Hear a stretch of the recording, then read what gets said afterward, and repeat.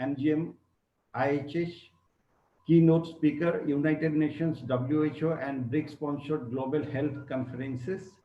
Dr. APJ Abdul Kalam Lifetime Achievement National Award for research, publication, and national building. Dr. Rai will be speaking on 5 evidence-based lifestyle habits people with diabetes can use. So, I welcome Dr. Rai. Full screen. Go ahead with your presentation, please.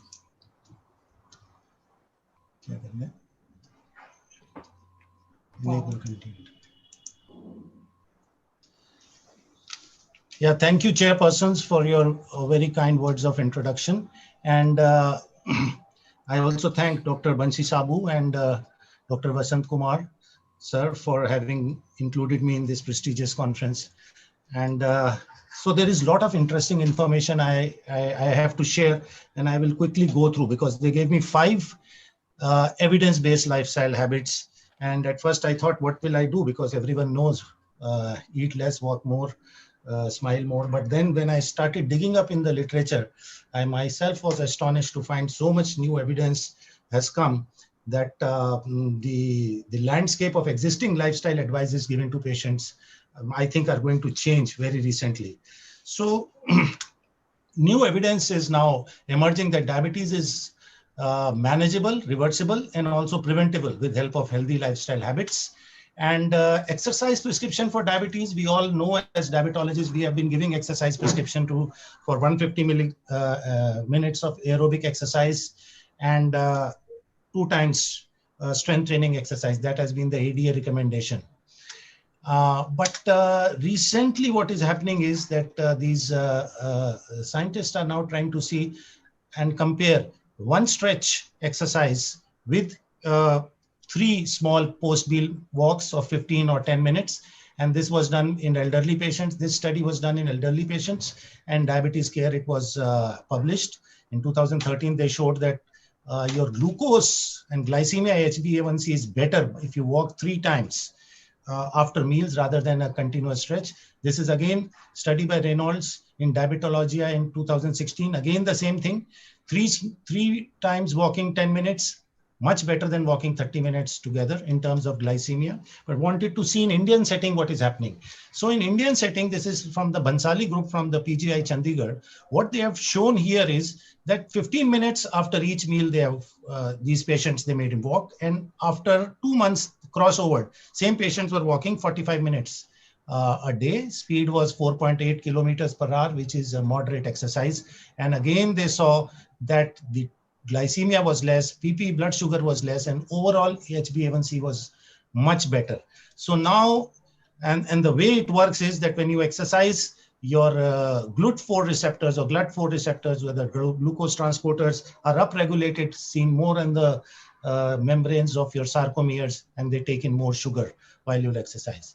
So maybe this thing can come in the near future, that 10 minutes possibly walking after meals would be better, but nevertheless, a word of caution that elderly patients should get a cardiac clearance before they try to walk, especially after, should not be after a heavy meal. Then comes this very significant study. Now, this is about reversal of diabetes. Now, till now, we are all treating diabetes, controlling diabetes. The new concept that has come, and there are a lot of lectures in this conference also, on how to reverse diabetes. Now, we were till now thinking about low carbohydrate diets. Now, low carbohydrate diets is a very good strategy. It helps to reduce your hyperglycemia. It helps to reduce your weight. But now they have gone a step further and they have gone to a low calorie diet, and has been shown, numerous studies have shown that low calorie diet, the idea is to decrease the weight. And not only decrease the weight substantially so that the ectopic fat, which has been deposited in the liver, giving rise to NAFLD, and the ectopic fat in the pancreas gets reversed. And this leads to a robust pancreatic activity of the cells if they are still viable, and obviously a better insulin resistance. So this was the landmark study, the DIRECT study. This is the study done by Professor Roy Taylor at Glasgow University, published in Lancet in 2017. And where what they did was that they gave a low calorie diet and they tried to see what happens. So if you see the bottom one, the step one was a low calorie formula diet, which was 800 calories approximately for about 3 months to people. This was basically a liquid diet, a liquid formula diet, which is available in the market, like a meal replacement we use sometimes. Then after 3 months, they introduced for 2 to 8 weeks, stepped up food introduction. And then in step 3, what they did was they gave ongoing support for weight loss maintenance and strategies to increase physical activity. And what they saw was that after there were about 300 participants, and after 1 year, 46% people were in remission. They had reversed their diabetes. By diabetes reversal, we mean A1C less than 6.5, and for last 1 year, not taking any medicines for diabetes. Remember, it is not cure. If you start eating, if you regain weight, you'll get back diabetes. So remission is different from cure. But you see, another year, after 2 years, they saw that from 46%, this rate came to 36%. So adhering to lifestyle is a problem, although you can get a reversal, but to stick. Now the question came, can everybody get reversed? So the answer was that although the fat will decrease in your liver and pancreas, your cells have to be viable. So those people who are more than 6-7 years of diabetes are very less likely to get the benefit, because it may be that your pancreatic cells have been damaged beyond repair. So this is a very, very landmark study, and a lot of people are now talking of diabetes reversal. And so many now private companies have taken up the idea and now have come up with various schemes to do this. The third topic which I'm going to discuss, the third thing that in lifestyle that has come in a big way is chrononutrition. Now they are seeing why meal timing and calorie distribution is important. And the main thing is that it is not what you eat is only important, it is when you eat is becoming much more important. And now we have to talk of the circadian rhythms. You know, the planet Earth, there is a day and night. That is the rhythm going on in the nature, and the body has adapted to a circadian rhythm of its own. That is a body clock which works in a day and night fashion. So the main nucleus of this clock is in the suprachiasmatic nucleus of the hypothalamus, which is the main central clock, and it regulates the peripheral clock. And the peripheral clocks are located in the various organs like liver, gut, pancreas, and various tissues. Now, basically, the central clock monitors and controls the peripheral clock, but peripheral clocks themselves also have certain kind of independence. So as was our lifestyle, say about 500 years back, we used to live by the day and night. As the night would come, as the sun would set, people would eat their food, sleep by 8 or 9 o'clock. And now what is happening is that we are getting more and more coming more and more late from the office, especially the doctors, night duty, night shift, airport staff, medical staff, residents, your policemen.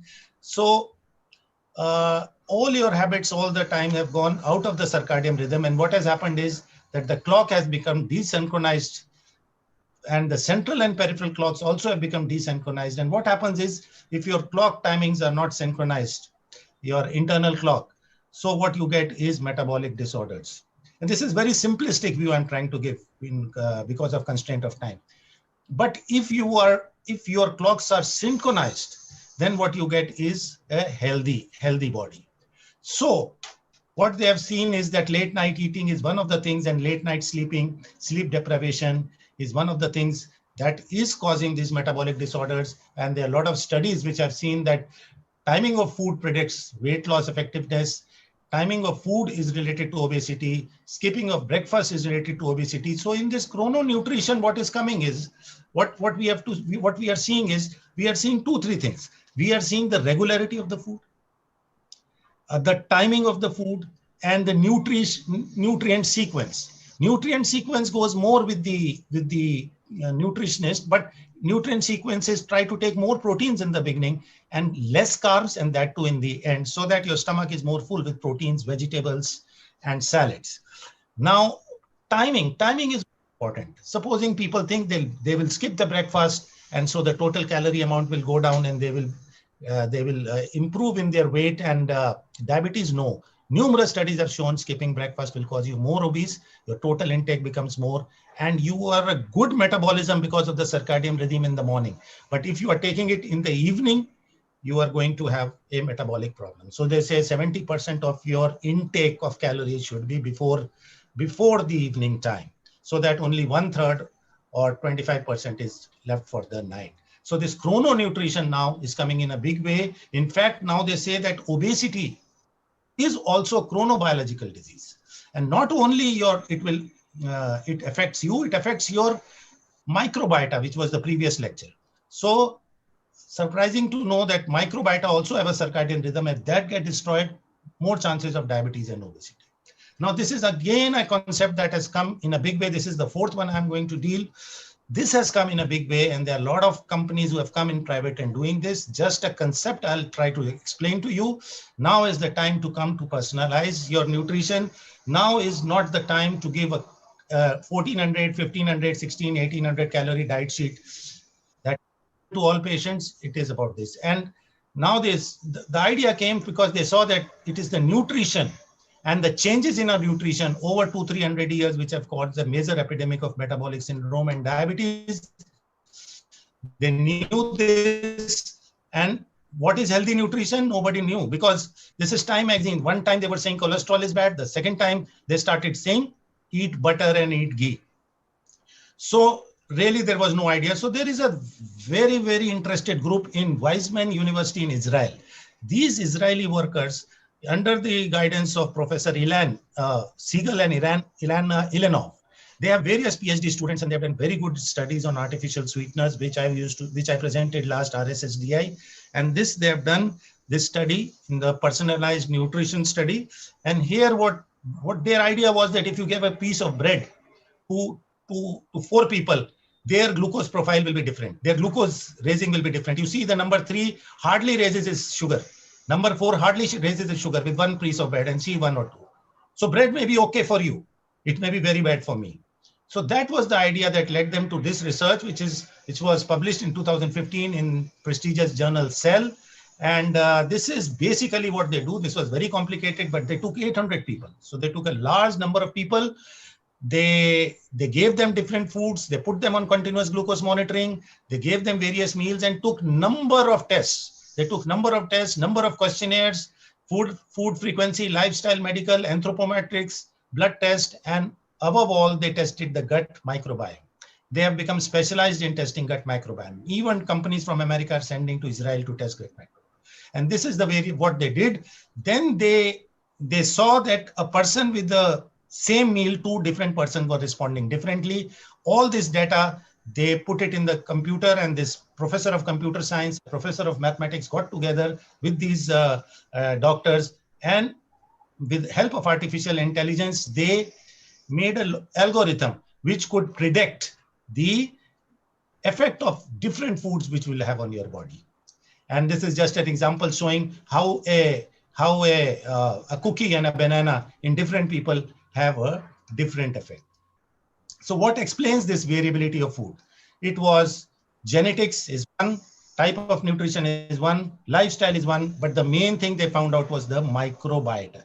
If your microbiota, that is what we were discussing. If you have disturbed it by any means, by disturbing your circadian rhythm or whatever or type of food, you are going to have a problem. And this is what they did. They put this to a lot of algorithms, and they then did it. Now coming to the thing that is of my interest, track your stress. If you have diabetes, you know what is stress. Stress is nothing but the panic button of the body. It releases various hormones, which are some of them like norepinephrine and epinephrine. And to us as diabetologists, glucocorticoids, or the steroids released, are very important as a stress mechanism. Diabetes is a chronic disease which is like a distress to the patient. So diabetes distress is a great stressor to the patient. It's a lifelong disease, a lot of stigma, a lot of restrictions. Insulin, if it is insulin, it is too much. So acute response of stress to you and me is in a way evolutionary. It helps us to prepare us to deal with emergency. But if it is a chronic one, the last line, it's a different story. Diabetes is a chronic stress. It increases your cortisol, increases insulin resistance, increasing blood sugar in various ways. So first, mental health, diabetes distress. I will talk about a particular kind of meditation which has helped, and I am practicing and researching this meditation for a long time. So this is again about diabetes, their depression, frustration, anxiety, all these things. 1 in 6 people with type 2 diabetes is shown to be in diabetes distress, and about 30% of people with diabetes here are shown to be having depression, or about 25 to 26% anxiety. These are various studies which are meta-analysis. Diabetes and depression, disease of 2 Ds. Now, what happens in diabetes? There is diabetes stress, unhealthy behavior, start smoking, lack of exercise, physical exertion, depressed patient cannot do. Diabetes increases, depression increases, vicious cycle. And the best way to overcome stress is to learn some coping skill. And that is the meditation which I'm going to talk about. 5 minutes of meditation world over is now shown to give you stress relief. This is Sahaja Yoga meditation, which I research and practice for last 25 to 30 years. And what we have seen here is that this is established by Dr. Nirmala Devi Srivastava. She has been doctorate in cognitive science and twice Nobel Peace nominee. She talks of mental silence meditation and awakening of our own spiritual energies. And the first thing we saw in MGM Institute of Health Sciences was what happens to the cortisol of the patients who are meditating. And this was an MD thesis under my supervision when we saw people who are meditating have a very low cortisol. So indirect evidence, low cortisol, less weight gain, less diabetes, and they showed that cortisol level decreased significantly. Then we wanted to see, does it really happen? Does it really benefit depression? So this was the study we did with the Sahaja Yoga Research Center, which is in Navi Mumbai, and our MGM Institute also in Navi Mumbai. And we did this with about 178 subjects who were from 60 different countries, and we made them meditate. Many of them were hypertensive diabetics, and we saw very good improvement in their depression and anxiety. This is another study we did on anxiety and quality of life. This was from Pittsburgh University. Sheng Chia, PhD student, came to do this project with us. And what it showed here, again, that this meditation significantly decreased anxiety and quality of life. Again, many patients were diabetic and hypertensive in this, and this was randomized control study published in Journal of Complementary Medicine, which is a PubMed listed journal. Then this very interesting study done by my wife, who's assistant professor physiology in MGM Institute of Health Sciences, Dr. Madhur Rai, and me did this study, and we did in heart rate variability. With a small machine, we plotted heart rate, and we saw that heart rate, this is when you do meditation, the heart rate variability is good, and when you are stressed, it is very bad. And what we found that heart rate variability is significantly improved with this Sahaja Yoga meditation, and this is on World Diabetes Days, published by the Apollo Hospital annual magazine, where we discussed about this. Diabetics have this autonomic neuropathy. So many of them have this heart rate variability is a problem. This can lead to various arrhythmias and sudden death. So with this meditation, we showed that it decreased. Sahaja Yoga for managing stress and lifestyle diseases. I am speaking for last 7 years. Every year in Epicon, and a chapter has been published. So now just summarizing everything in a quick form. So what I've said is that 10 to 15 minutes of walking after a meal helps to control a glycemia A1C better. Please do a cardiac checkup before doing that. Diabetes can be reversed, yes. And low-calorie diets have shown that. And this is Professor Roy Taylor in his landmark direct study, which he showed that reversed diabetes. Now, chrononutrition has come in a big way. The time of food, the regularity of food, each time you eat a meal, 3 meals in a proper time. Try to take your dinner before 7 p.m. and you see the beneficial effects on your metabolism, on your weight. Always keep in your mind that your clock is synchronized and your circadian rhythm is maintained. Eat regularly, eat less, control the portion size. Breakfast is good for you. Eating breakfast makes you 34% less likely to develop type 2 diabetes, 43% less likely to become obese. So don't miss a breakfast thinking that you will lose or you will cut down on calories. Plan your dinner early. This is the key step where all of us, I think, need to implement. Because of late clinics and OPDs and hospital, we are not able to do that. Personalized nutrition, I told you, has come in a big way. A lot of private companies are now offering it, but at a heavy cost. But we can do it in tandem with a dietitian and make at least some preliminary things, nutrition advice tailored for particular patients. And now see, the revised paradigm has changed. First, the drugs were more important. Then came the diet and exercise. Now you see drugs have become less important at least in the first 6 years of diabetes. Now, when a person comes with first 6 years of diabetes, we should think of diabetes reversal and see stress and your sleep habits have become very, very important. So stress is the key factor which I want to stress today. Do some kind of yoga and meditation and get stress and diabetes, break that relation of stress and diabetes. Can meditation help diabetes? Yes, 10 minutes meditation can help diabetes. A lot of research around the world has done. We have shown it in so many research. I can speak of Sahaj Yoga meditation, which I research and practice for last 25 years. So I can tell you that if you do this, you can get rid of your stress. You can learn online free of charge from www.freemeditation.com. It's a Canadian site. Sahaj Yoga meditation is 150 countries. It's always free. There's no charges. You can practice at home. No religion. Nothing is involved in this. And we have round the world robust data published in PubMed listed journals that it works. So here I will end. And I thank you all for your patience and attention. Thank you.